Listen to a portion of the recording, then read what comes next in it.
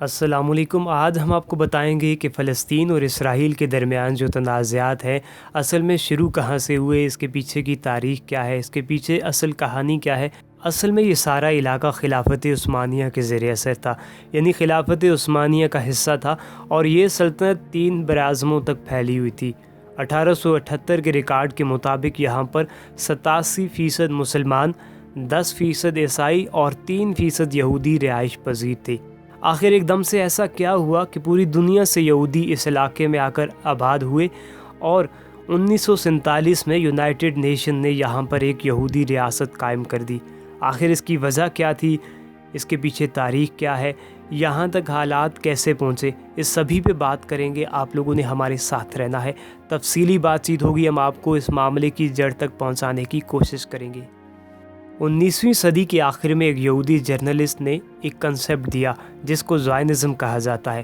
Zionism سے مراد یہ تھا کہ یہودیت ایک مذہب نہیں بلکہ ایک قوم ہے، اس لیے یہودیوں کے لیے ایک الگ ریاست، ایک الگ قوم، ایک الگ ملک ہونا چاہیے جہاں پر یہ ایک قوم کی حیثیت سے رہ سکیں۔ اس کنسیپٹ کے بعد پورے یورپ بلکہ پوری دنیا میں یہ بات ہونے لگی کہ یہودیوں کے لیے ایک الگ ملک ہونا چاہیے۔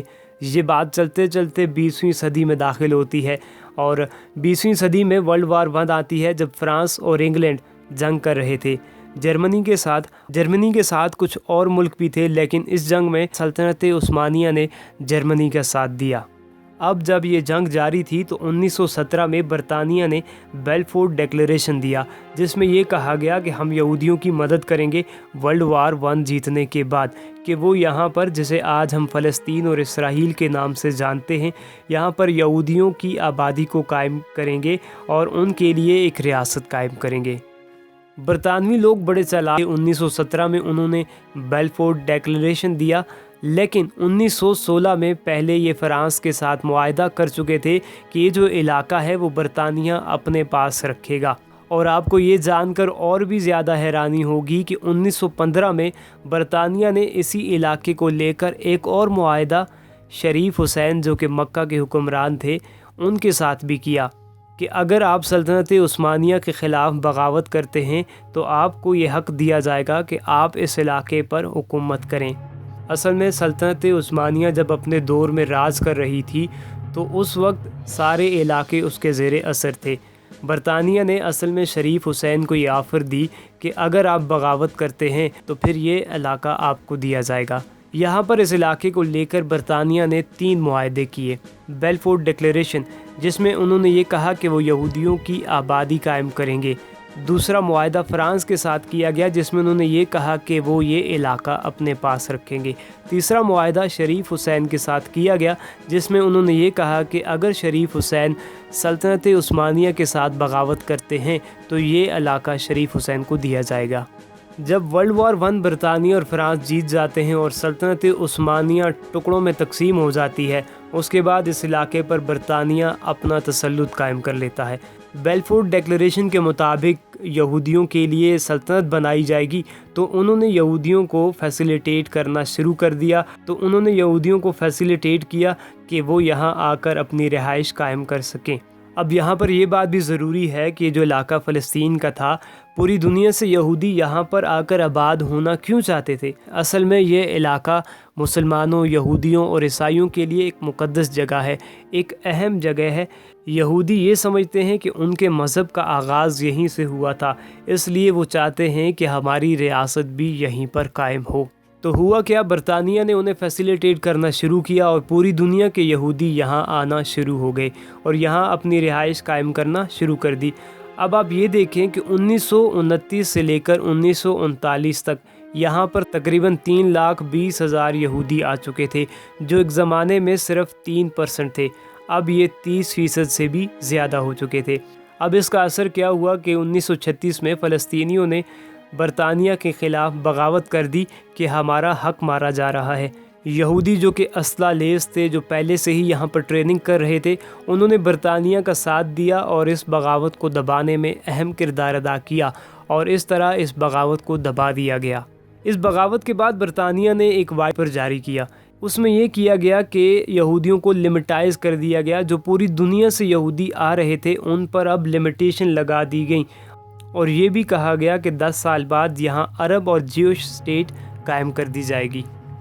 इस बात को लेकर दोनों फरीकैन नाखुश थे और इसी अरसे में वर्ल्ड वार 2 शुरू हो जाती है और जंग अज़ीम दोम के बाद बरतानिया ने ये महसूस किया कि ये इलाका हमारे ऊपर बोझ है। तो 1945 में यूनाइटेड नेशन अक़वाम मुत्तहिदा बनी। तो यूनाइटेड नेशन को सबसे पहले ये मामला सौंप दिया गया कि आप यहाँ पर पार्टीशन करें और इस मामले को हल करें। तो यूनाइटेड नेशन के बनते ही उनके सामने सबसे पहला मामला आ गया फ़लस्तीन और इसराइल का।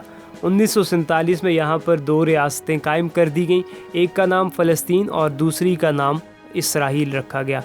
ये नक्शा देखकर आपको अंदाज़ा हो रहा होगा कि कोई ख़ास बॉर्डर नहीं थे इस इलाके के, इसलिए हालात जल्द ही ख़राब हो गए और इसके इर्द गिर्द जो अरब स्टेट थीं उनकी और इसराइल की 1948 में जंग शुरू हो जाती है। अरब रियासतें एक तरफ थीं और इसराइल दूसरी तरफ। इस जंग में इसराइल को फ़तह मिलती और जो फ़लस्तीन का इलाका था उसमें से भी 50% इलाके पर इसराइल काबिज़ हो जाता है, यानी अपनी रियासत अलग और जो फ़लस्तीन का इलाका था उसका भी 50% इलाके पर काबिज़ हो जाता है। अब मामलात इसी तरह चलते रहे। इसराइल का फ़लस्तीन पर जुल्म व सितम इसी तरह जारी रहा। 1967 में एक और वार शुरू होती है, इसे 6 डे वार कहते हैं क्योंकि ये जंग तकरीबन 6 दिनों तक जारी रही, इसलिए इसे 6 डे वार कहा जाता है। इन 6 दिनों के बाद क्या होता है कि एक तरफ जॉर्डन, इजिप्ट और सीरिया थे और दूसरी तरफ इसराइल था। अब न सिर्फ गज़ा स्ट्रिप और वेस्ट बैंक का इलाका चला गया इसराइल के पास, बल्कि इसके साथ साथ इजिप्ट और सीरिया के कुछ इलाके भी इसराइल के पास चले जाते हैं। इस तरह इसराइल ने न सिर्फ फ़लस्तीन की रियासत पर कब्ज़ा कर लिया बल्कि उसके साथ साथ इजिप्ट और सीरिया के इलाकों पर भी कब्ज़ा कर लिया और इस तरह इसराइली बड़ी तादाद में वेस्ट बैंक के इलाके में मुंतकिल होना शुरू हो गए और इस तरह 7 लाख से ज़्यादा फ़लस्तीनी बेघर हो गए। गो कि इसराइल ने बाद में ये इलाके कुछ मायदों के तहत वापस कर दिए। अब 1973 में एक और छोटी वार होती है। फिर इस वार के बाद दोनों फरीकैन खुसूसी तौर पर इजिप्ट और इसराइल टेबल टॉक के ऊपर आते हैं और इस तरह 1978 में पहली दफ़ा इजिप्ट को उसके इलाके वापस मिल जाते हैं और दूसरी तरफ इजिप्ट को इसराइल को तस्लीम करना पड़ता है और इस तरह इसराइल के लिए ये बहुत बड़ी जीत थी। इसके बाद अरब की जानिब से इसराइल के साथ कोई जंग नहीं होती। अब ये मसला अरब फ़लस्तीन इसराइल से ख़त्म होकर फ़लस्तीन और इसराइल के दरमियान रह जाता है। तो इसके बाद फ़लस्तीनी ख़ुद सामने आना शुरू हो जाते हैं और फ़लस्तीन की इससे पहले जमात बन चुकी थी PLO, पब्लिक लिबरेशन ऑर्गेनाइजेशन, जिसके सरबराह यासिर अरफ़ात थे। ये जमात 1964 में बनी थी। ये गुरीला वार के ज़रिए हमले करते थे। इसके अलावा पॉलिटिकली भी मामलात को सुलझाने या हल करने में भी यकीन रखते थे। अब जब इसराइली बहुत ज़्यादा तादाद में फ़लस्तीन मुंतकिल होना शुरू हो रहे थे तो उसके बाद लेट 80s में पहला एहतजाज बाइकाट शुरू होता है। इस तरह इस एहतजाज के नतीजे में हालात ख़राब होते हैं और बड़ी हलाकतें होती हैं। फ़लस्तीनियों पर जुल्म व सितम भी किया जाता है। ये पहला बाइकाट या एहतजाज ख़त्म होता है 1993 में, जब ओस्लो एकॉर्ड यानी एक मुआहदा होता है जो कि बिल क्लिंटन, जो कि उस वक्त अमेरिका के प्रेसिडेंट थे, उन्होंने इसको फैसिलिटेट किया। इस तरह एक मुआहदा हुआ इसराइली प्राइम मिनिस्टर और यासिर अरफ़ात के दरमियान, यानी कि PLO और इसराइल के दरमियान एक मुआहदा होता है 1993 में, जिसे ओस्लो एकॉर्ड कहा जाता है। इस मुआहदे में ये बात तय पाई कि PLO इसराइल को तस्लीम करेगी, जबकि दूसरी तरफ इसराइल क्या करेगा, वो PLO को फ़लस्तीनियों की जमात को मानते हुए एक फ़लस्तीन अथॉरिटी बनाएगी फ़लस्तीन में और अब यहाँ अमन होगा। इसी तरह होता है, मामलात अमन के साथ चलते हैं। सन 2000 में क्या होता है कि इसराइल फिर से 1000 फौजी लेकर टेंपल माउंट पर चले जाते हैं, जो कि मुसलमानों के लिए एक मुक़द्दस मकाम है और इस तरह मुसलमानों को दोबारा गुस्सा आता है और इस तरह यहाँ से दूसरे एहतजाज यानी बाइकाट का आगाज़ होता है, जो 2005 तक जारी रहता है। इसमें तकरीबन 3200 फ़लस्तीनी शहीद हो जाते हैं और 1000 इसराइली भी मारे जाते हैं। 2005 में यासिर अरफ़ात की डेथ हो जाती है। 2006 में गज़ा में इलेक्शन होते हैं तो हमास, जो कि 1980 में बनी थी, बरसरे इक़्तिदार आ जाती है। حماس سوسائڈ بمبنگ کے حوالے سے جانی جاتی تھی اسرائیل میں، لیکن اس کے ساتھ ساتھ اس کی جو شہرت ہے وہ اسکول قائم کرنا، لوگوں کی مرہم پٹی کرنا، شہیدوں کو دفنانا اور لوگوں کو اسپتال پہنچانا، اس لیے اس کی ایک اچھی ریپوٹیشن بھی تھی۔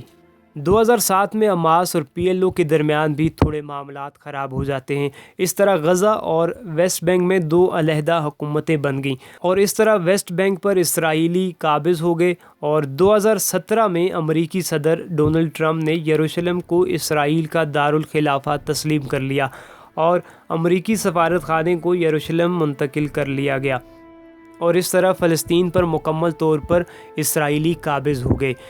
مکمل کنٹرول فلسطین پر اسرائیل نے حاصل کر لیا۔ وہاں پر لاکھوں مسلمان بے گھر ہیں اور زندگی کی جو بنیادی حقوق ہیں ان سے محروم ہیں، اور اسرائیل کا روز بروز ان پر ظلم و ستم بڑھتا جا رہا ہے۔ بھی جو موجودہ صورتحال ہے اس میں آپ دیکھ لیں کہ کتنا ظلم و ستم کیا گیا۔ فلسطینی مسلمانوں کو ان کے مذہب کے مطابق زندگی گزارنا بھی مشکل ہو چکا ہے۔ وہ اپنی عبادت گاہوں میں نہیں جا سکتے، وہاں پر آپ نے دیکھا دھماکے، فائرنگ اور کس طرح کا ظلم و ستم جاری ہے۔ افسوس اس بات کا ہوتا ہے کہ دنیا میں یہودی صرف 80 لاکھ ہیں اور مسلمان 1.5 ارب، اور اس سب کے باوجود بھی ہم مسلمان خاموش بیٹھے ہیں اور ہماری جانب سے کوئی خاص رد عمل نہیں ہے۔ دنیا میں 56 مسلمان ممالک ہیں اور ہم لوگ خاموش بیٹھے ہیں، یہ ہمارے لیے بہت بڑا المیہ ہے۔ اللہ پاک سے دعا ہے کہ اللہ پاک ہمیں اپنے مسلمان بھائیوں کے لیے لڑنے کی توفیق دے، اپنے مسلمان بھائیوں کے حقوق کا تحفظ کرنے کی ہمت دے۔ ہمارے حکمرانوں کو بھی یہ توفیق دے کہ وہ بھی اپنے مسلمان ممالک کے لوگوں کے حقوق کے تحفظ کے لیے بولیں۔ امید کرتا ہوں کہ آپ کو یہ معاملہ کافی حد تک سمجھ آ چکا ہوگا۔ پھر بھی اگر آپ کا کوئی سوال ہو اس معاملے، اس مسئلے کے حوالے سے، تو کامنٹ سیکشن میں آپ ضرور پوچھ سکتے ہیں۔ ہم کوشش کریں گے کہ آپ کے سوال کا جواب ضرور دیں۔ جانے سے پہلے چینل کو ضرور سبسکرائب کریں، ویڈیو کو لائک کریں اور ہمیں دیجیے اجازت۔ اللہ نگہبان۔